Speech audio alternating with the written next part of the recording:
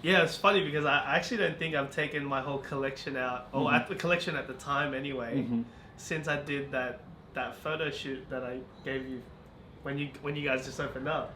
I've got it right here. Are you serious? Is that what you were doing? That's why this is what we brought out. Yo, that's crazy. And I don't know if you can see. Dude, I need to get that. I need to get that. That's wild. We'll plug it later. That's a young skinny Jed. Hey guys, it's your boy Jed, back with a new video today. We're doing a new segment today, so I'm really excited about this one. If you haven't been on the channel before, if it's your first time, make sure you hit that big red subscribe button. Let's get into this.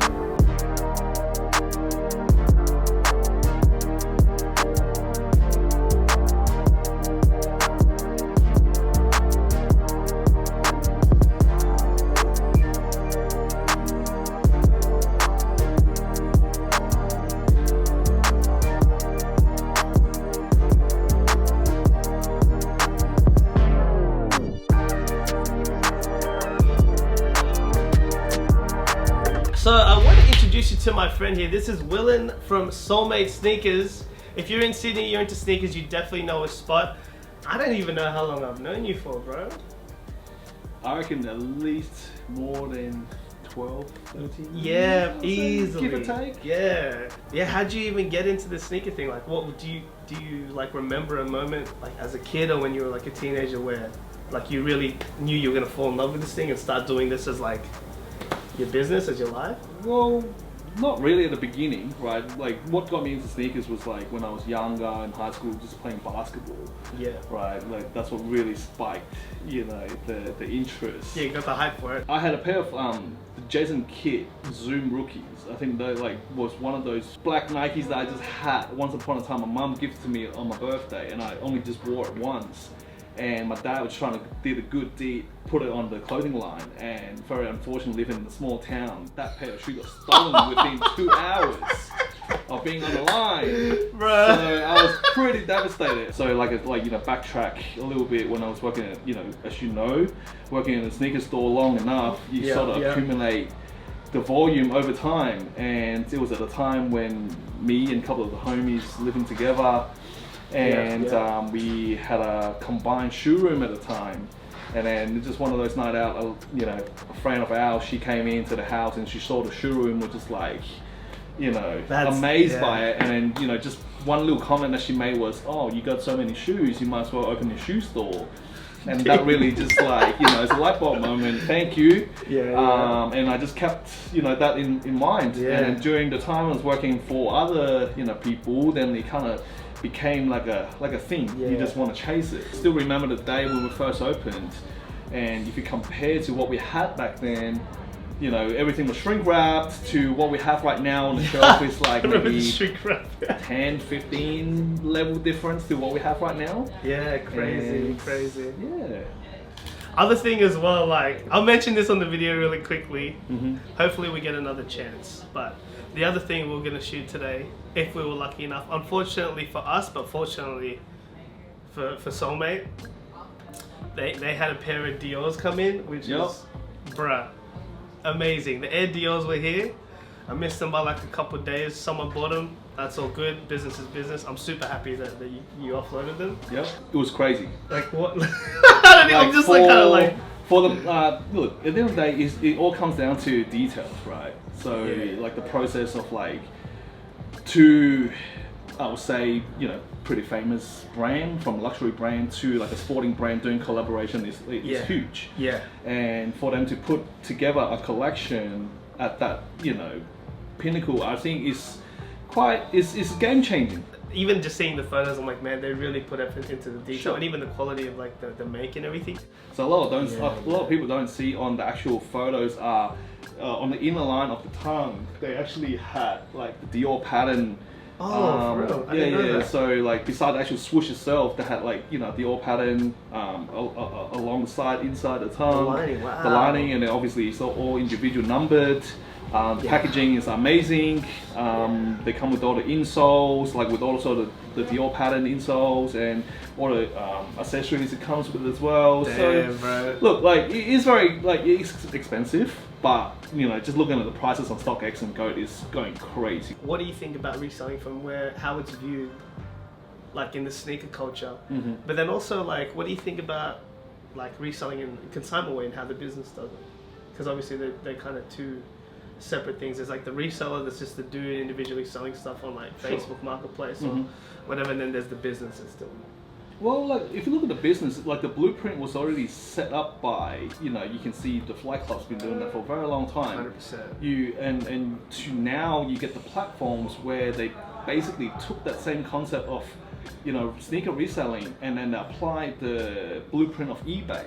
What really separates us apart from all the other stores is, like, a lot of people do not understand that we are one of the few businesses in the world that actually offer both retail and consignment service. 100%. Yeah, I see that. Yeah. Like some brands might not like it, but the time for retail has changed.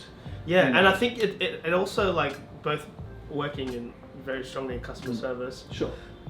Like, I think when you're in that space where you don't want that together, you're not really thinking about the customer and what the customer wants. They want to have the one place. People need to understand, like, and actually have a change with the market, because, you know, supply and demand at the end of the day comes to play. Yeah. That's like the major element to the whole reselling thing. Everything, you know. Once retail is done, like, that's how it is. Exactly. And at the end of the day, like, the brands themselves know that reselling thing is actually not a bad thing for them at the end of the day, because it gives them the exposure of you know, the trend of certain items. It's like, you know, Nike, they want to reach that 50 billion, you know, and they've been trying to chase it, and the only way they can chase that 50 bill was more like they'll need to, you know, retros, baby. Retros. Bring the classic stuff back out. No more Jordan Trunners. Yeah, exactly. No more Jordan, no Team Jordans, no Dub Zeros, no Spizikes. But at the end of the day, if a classic is a classic, don't f with it too much, excuse me. I get how, like, innovation needs to happen as well, but I think with certain designs, like, they get it right the first time, everyone loves it. You shouldn't change it too much, or change it in a way where it's like it would have been better how it was. You know what I mean? What do you think about all the stuff that happened with, obviously, rest in peace to Kobe, and everything that happened with his sneakers? Huge.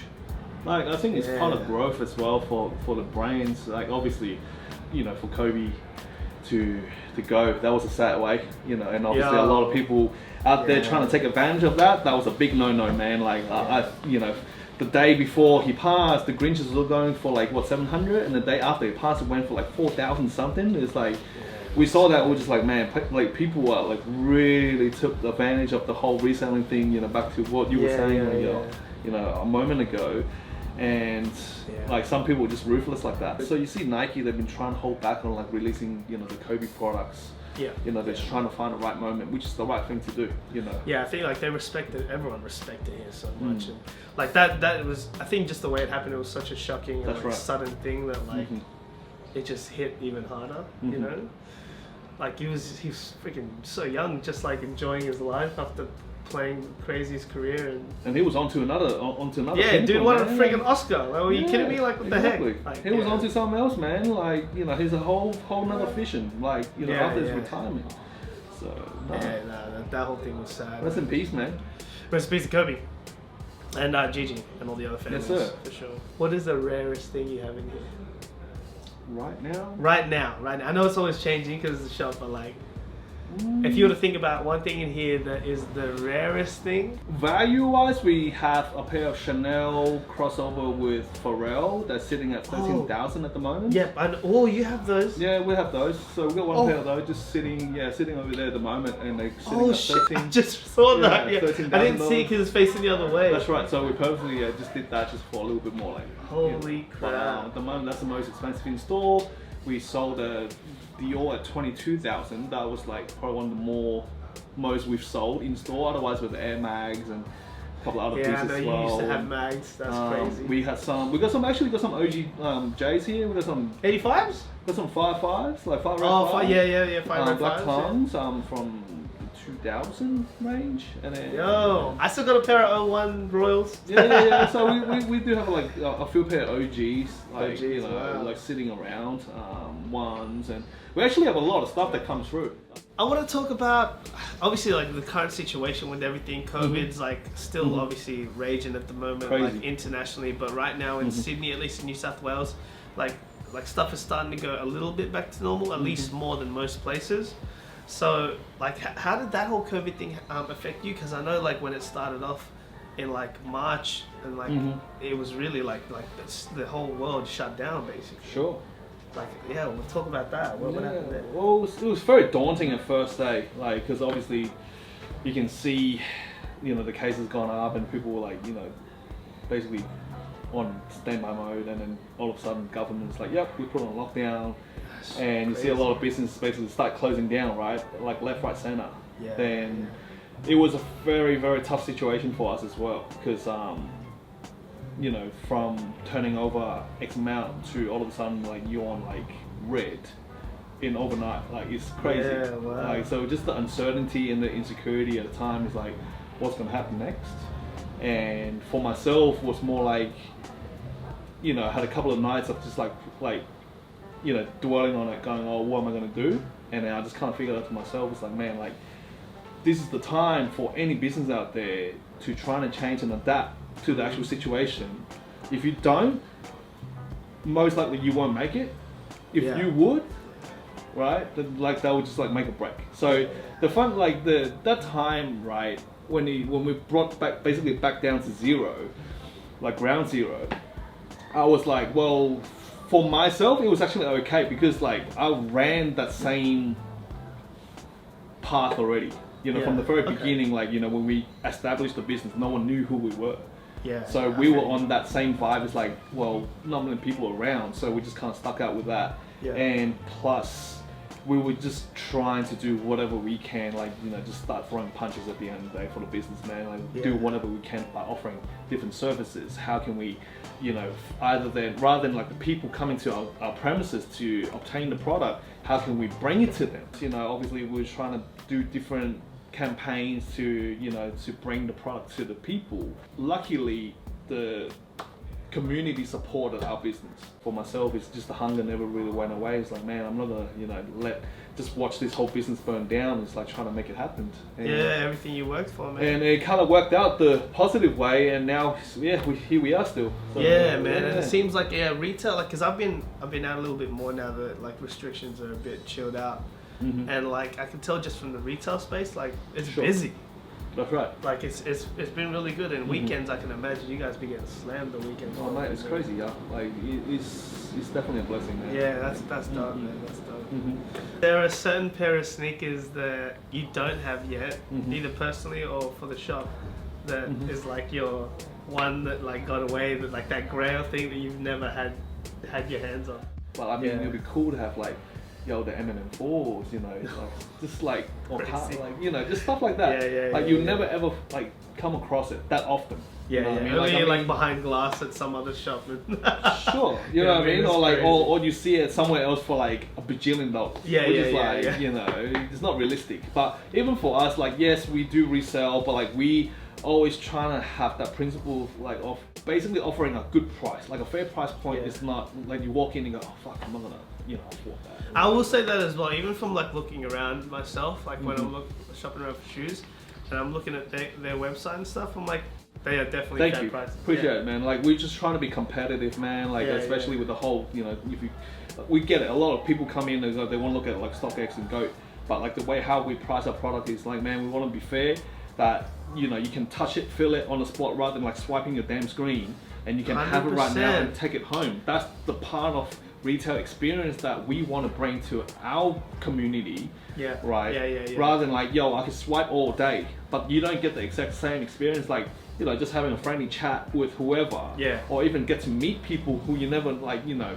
thought that you could meet in the shop, you know. For sure, we get celebrities come in, you know, very low keyly. You know, such words. But but like, you know, you get to meet people. Who's the most famous? Can you say? I mean, because it's happened already. It's fine. Yeah. Who's the most famous person that's come in here, or that's shopped from you? Not even, like, well, we get like DJs from like Tiesto to like Nick Young. He comes through. Bruh, Swaggy P. Swaggy P comes through. Swaggy P comes to Solemate. He come through. You know, once upon a time. I love that. You got like little Bow Wows and, you know, like, get Lloyd, you get like, you know, a couple of like artists. Like, Lloyd is people, dope. you know, Lloyd you is get dope, people yeah. come through. He wants to ask me some stuff now. I just want to touch back on like, so when you say you left the game for like about 4 to 5 years, you know, obviously you moved on career-wise to do the whole traveling thing. You know, it's a blessing to see, you know, like to evolve as well. You know, you get to travel the world. What's it like? What is the most favorite place you've been to? You know, during this. Man, that was a tough one, honestly. Like, so I mean, I was.